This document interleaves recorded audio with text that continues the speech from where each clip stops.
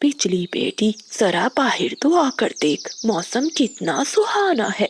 आ रही हूँ माँ, देखो तो आज मैंने ये काला चश्मा पहना है, कैसी लग रही हूँ मैं। बेटी उधर नहीं, इधर देखो, मैं यहाँ खड़ी हूँ। अरे वाह वाह, मेरी बेटी तो ऐसे लग रही है जैसे आसमान से कोई काली परी उतरी हो। उसी समय बादल का पा वहाँ से गुजरता है। वो बिजली को देखकर वहीं रुक जाता है। वाह वाह, क्या अदाएं हैं। ऐसा लगता है जैसे ये हसीना बस मेरे लिए ही बनी है। ऐसा सोचते हुए बादल का पा बिजली का पी के पास आता है। माँ जी नमस्ते। इसी जंगल के नदी के उस पार वाले आम के पेड़ पर मेरा बहुत बड़ा घर है। मैं आपकी सुंदर बेटी का हाथ मांगने आया हूँ। हाथ? बादल बेटे, मेरी बेटी जंगल की सबसे सुंदर कवि है, शहजादी है शहजादी। इसे देखने के लिए दूसरे जंगल के अमीर अमीर काफे लाइन लगाकर खड़े होते हैं। तुम्हारे पास क्या है? माँ जी, मेरे पास पूरा आम का बाग है। मैं वादा करता हूँ कि बिजली को कभी जमीन पर पाँव नहीं रखने दूंगा। अच्छा तो ठीक है, लेकिन मेरी एक शर्त है। मेरी बेटी को अंधेरा बिल्कुल पसंद नहीं। अगर तुझे मेरी बेटी से शादी करनी है तो तुझे जंगल के सबसे ऊंचे पहाड़ से जादुई जुगनू लाना होगा। वो जुगनू जिसकी रोशनी कभी खत्म नहीं होती। परंतु माँ जी, ये तो बहुत खतरनाक है। वहाँ तो बूढ़ी चील रहती है। तो फिर रिश्ता कैंसिल। मेरी बेटी तो किसी शहजादे कवि के घर ही जाएगी जो इसके लिए चांद तारे लाएगा। नहीं नहीं माँ जी, बिजली से शादी तो मैं ही करूँगा। ठीक है, मैं जाऊँगा। इतनी सुंदर कवि के लिए तो मैं शेर की मूछें भी तोड़ कर ला सकता हूँ। ऐसा कहते हुए बादल का पा वहाँ से चला जाता है। माँ जी, तुमने क्यों नहीं बताया कि मैं अंधी हूँ और देख नहीं सकती? बेटी, अगर मैं उसे बता देती तो वो कभी तुझसे शादी ना करता। जैसे पहले 100 कव्वे तुझे रिजेक्ट करके गए हैं। ये कव्वा तेरे लिए परफेक्ट है, इसलिए तो मैंने इसे यहाँ से दूर भेजा है ताकि उसे पता ना चले कि तू अंधी है। फिर बादल का पा चिड़िया के पास जाता है और उसे सारी बात बताता है। बादल भैया, एक बार अच्छे से छानबीन कर लेनी थी। वो कवि तो ठीक है ना? चिड़िया बहन, बहुत सुंदर है वो कवि। जब से उसे देखा है तो मैं सब कुछ भूल गया हूँ।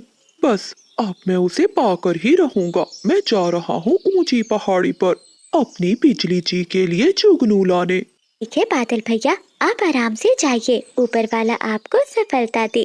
तब तक हम सब दोस्त मिलकर आपकी शादी की तैयारी करते हैं। फिर बादल का पा वहाँ से उड़ जाता है। वो ऊंची पहाड़ी की ओर बढ़ने लगता है।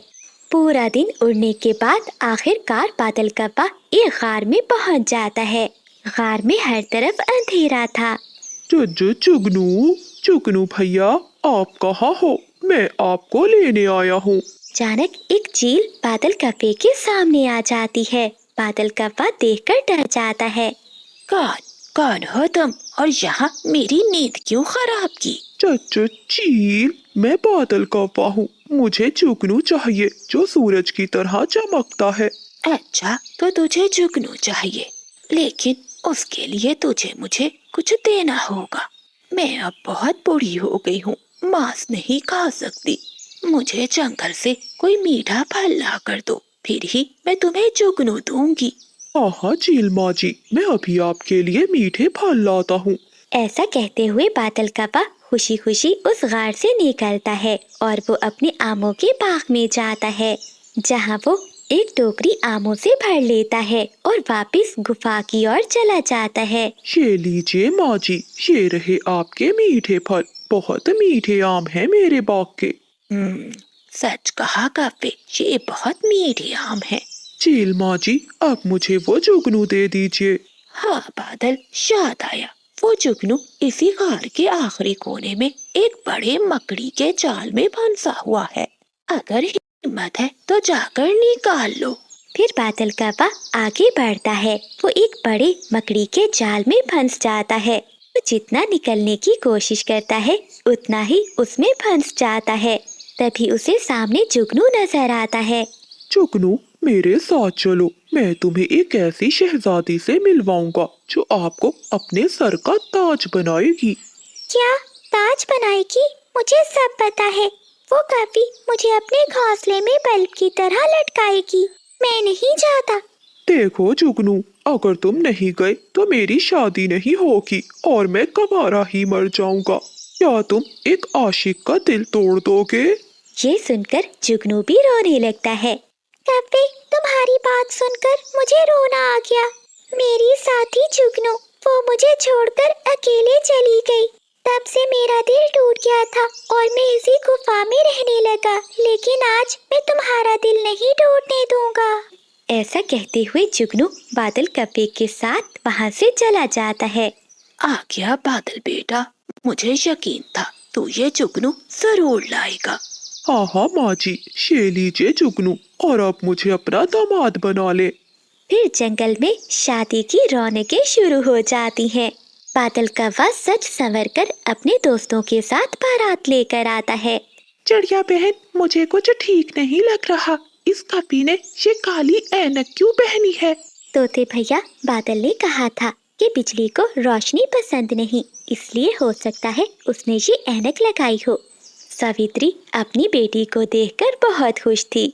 आज मेरी बेटी का नसीब चमक उठा है। बादल और बिजली की शादी हो जाती है। तभी भूरा कौवा वहाँ आता है। ये शादी रोक दो, बिजली अंधी है। ये सुनकर सभी पक्षी हैरान हो जाते हैं। लेकिन भूरे, अब तो शादी हो गई। मुझे तो पहले ही दाल में कुछ काला लग रहा था। माँ जी, आपने मुझे इतना बड़ा धोखा दिया। हाँ बादल बेटे, मेरी बेटी अंधी है। मैंने इसीलिए ये शर्त रखी थी ताकि तुम्हें सच का पता ना चले। बेटा, मैं डरती थी कि कोई अंधी कवि से शादी नहीं करेगा, मेरी बेटी तन्हा रह जाएगी। बादल, तुम्हारे तो सारे ख्वाब टूट गए, अब तुम क्या करोगे? दोस्तों, मैंने बिजली से इसकी खूबसूरती की वजह से प्यार किया था, लेकिन आज मुझे इसकी मासूमियत से प्यार हो गया है। अगर इसे नजर नहीं आता तो क्या हुआ, मेरी आंखें तो सलामत हैं। अब से मैं ही बिजली की आंखें बनूंगा। पति जी, क्या आप सच कह रहे हैं? मुझे तो लगा था कि आप ही बाकी कपों की तरह निकलेंगे। जैसे ही आपको मेरा सच मालूम होगा तो मुझे छोड़कर चले जाएंगे। नहीं नहीं बिजली, मैं तुम्हें कभी नहीं छोड़ूंगा। ऐसे वो सब बहुत खुश हो जाते हैं और फिर सब पक्षी मिलकर शादी का भोजन खाते हैं। बादल कौवा अपनी नई नवेली दुल्हन को लेकर अपने घर में चला जाता है। जंगल का माहौल खुशियों से भर जाता है। तो प्यारे दोस्तों, इस कहानी को लाइक, चैनल को सब्सक्राइब और अपने दोस्तों के साथ शेयर करना मत भूलिएगा। आपका धन्यवाद। बादल जी, जरा इधर आइए, देखिए ये आई शेडो मुझ पर कैसा लग रहा है। बादल कौवा रसोई में बैठा बिजली कवि के लिए भोजन बना रहा था। वो भोजन लेकर बिजली कवि के पास आता है। पत्नी जी, आप तो कोयले की कान में हीरा लग रही हो। ये लो भोजन, मैंने आपके लिए बहुत प्यार से बनाया है, जरा चख कर बताएं। बादल, छोड़ो इस भोजन को। आज मेरी बचपन की सबसे प्यारी सहेली चमकीली आ रही है। पता है, वो शहर के जंगल से आ रही है, बहुत मॉडर्न है। और हाँ, मेरी सहेली के सामने अपना हुलिया ठीक कर लेना, जाकर नदी से नहा कर आओ, नहीं तो चमकीली कहेगी कि मैंने किस भिखारी से शादी कर ली है। बिजली, वो तो एक कवि है, मैंने सुना है शहर के सारे कवि कचरे में ही पलते हैं। बादल जी, यही तो मुश्किल है, आपको मॉडर्न लाइफ का नहीं पता। उसके पास अपना पर्सनल डिजाइनर है और वो सिर्फ मिनरल वाटर पीती है। अब जाओ, तोते के आम के बाग से 2-4 आम चुरा कर ले आओ। तब तक मैं जाकर उस गंदी आंखों वाले की खबर लेती हूँ। फिर बादल कौवा वहाँ से चला जाता है और बिजली कवि गुस्से में पड़ोस में रहने वाले कबूतर के पास जाती है। ओए कबूतर, निकल बाहर। क्या हुआ बिजली, क्यों इतनी सुबह सुबह शोर मचा रही हो? हवा से तेरे पेड़ का सारा कचरा मेरे पेड़ के नीचे आता है। चल जा, जाकर उसे साफ कर, मेरी सहेली आ रही है आज। बिजली, इसमें मेरा क्या कसूर है? मैंने थोड़ी ना फेंका है तुम्हारे पेड़ के नीचे। अच्छा, गंदी आंखों वाले, जरा रुक, मैं बुलाती हूँ अपनी चील चाची को, वही तुझसे पूछेगी। चील का नाम सुनकर कबूतर डर जाता है। वो झाड़ू उठाता है और बिजली कपी के पेड़ के नीचे सफाई करने लगता है। लगता है तोता बाग में नहीं है। मैं जल्दी से आम चुरा कर भाग जाता हूँ। ऐसा कहते हुए बादल कौवा 2-4 आम चुराता है और वहाँ से भाग जाता है। बिजली, अब मुझे कोई और काम न कहना। मेरे पंखों में बहुत दर्द है। मैं आराम करना चाहता हूँ। बादल कवि ने इतना कहा ही था कि चमकीली कवि बन संवर कर अपना बैग लिए वहाँ आ जाती है। बादल कौवा तो चमकीली को देखता ही रह जाता है। ओह माय गॉड, बिजली डार्लिंग, तुम कितनी बदल गई हो और ये तुम्हारा घर कितना पुराना लग रहा है। हाँ हाँ चमकीली, बस मैं जंगल का सबसे सुंदर घर बनवा रही हूँ। तुम आराम से बैठो, तुम्हें यहाँ कोई कमी नहीं होगी। बिजली, ये कौन है? चमकीली, ये मेरा पति है। थोड़ा बुढ़ा है लेकिन बहुत प्यार करता है मुझसे। चमकीली जी, आप बहुत सुंदर हैं। ऐसे लगता है इस घर में 14वीं का चांद नहीं बल्कि पूरा सूरज निकल आया हो। ये लीजिए मीठे आम, ये मैं आपके लिए अभी बाग से ताजा ताजा तोड़ कर लाया हूँ। अगर आप कहें तो आपके लिए ऊंचे पेड़ से शहद का छत्ता भी ला सकता हूँ। बिजली कवि पास खड़ी ये बातें सुनकर हैरान थी। बादल, अभी तो तुम कह रहे थे कि तुम्हारे पंखों में दर्द है। अब ये तुम शहद के छत्ते तक कैसे पहुँच जाओगे? वो बिजली, अब मेरे पंखों का दर्द दूर हो गया है। लग रहा है जैसे मेरे परों में जान आ गई हो। शाम को बिजली कवि रसोई में भोजन बना रही थी। तभी बादल कौवा चमकीली को लेकर बाहर चला जाता है। वो तो चमकीली के दिल में जगह बनाना चाहता था। चमकीली जी, ये लीजिए सुंदर गुलाब, बिल्कुल आपकी तरह है। अब मैं आपको क्या बताऊं, मेरी पत्नी मुझ पर कितना अत्याचार करती है। वो मेरी फीलिंग को नहीं समझती और सारा दिन काय काय करती है और मुझे घर का नौकर बना कर रखती है। अगर आप जैसी सुंदर कवि मेरी जिंदगी में होती तो मैं इस जंगल का बादशाह होता। बादल जी, सच कहूँ तो तुम्हें पहली नजर में देखते ही मुझे तुमसे प्यार हो गया था। बहुत हैंडसम हो और तुम्हारा ये काला रंग बहुत सुंदर लगता है। परंतु बादल जी, बिजली का क्या होगा? वो तो मेरी सहेली है। चमकीली जी, उस काली डाइन को थोड़ी ना पता चलेगा। वो तो सारा दिन मेकअप करने में ही लगी रहती है। वही पेड़ के पीछे कोमल चिड़िया और तोता उन दोनों की बातें सुन रहे थे। चिड़िया बहन, चलो हमें बिजली को बताना होगा कि बादल उसकी सहेली के साथ चक्कर चला रहा है। हाँ हाँ तोते भैया, लेकिन बिजली हम पर ऐसे विश्वास नहीं करेगी। हमें इन दोनों को रंगे परों पकड़वाना होगा। अगली सुबह बादल कौवा चमकीली को सुबह सुबह ही आमों के बाग में ले जाता है। बिजली कवि की जब आँख खुलती है तो दोनों को ना देखकर हैरान होती है। बादल और चमकीली कहाँ चले गए? ऐसा कहते हुए बिजली कवि अपने घर से बाहर निकलती है और वो चिड़िया के पास जाती है। चिड़िया, चिड़िया बहन, क्या तुमने बादल और चमकीली को देखा है कहीं? बिजली ने इतना कहा ही था कि पीछे से तोता उड़ता हुआ वहाँ आता है। हाँ, मैंने देखा है, वो दोनों आम के बाग में है। बिजली बहन, मैं भी आपको कब से बताना चाह रही थी कि मुझे वो कवि ठीक नहीं लगती। वो कवि तो आपके पति पर डोरे डाल रही है। अगर आप अपना घर बचाना चाहती हैं तो उसे यहाँ से निकाल दें।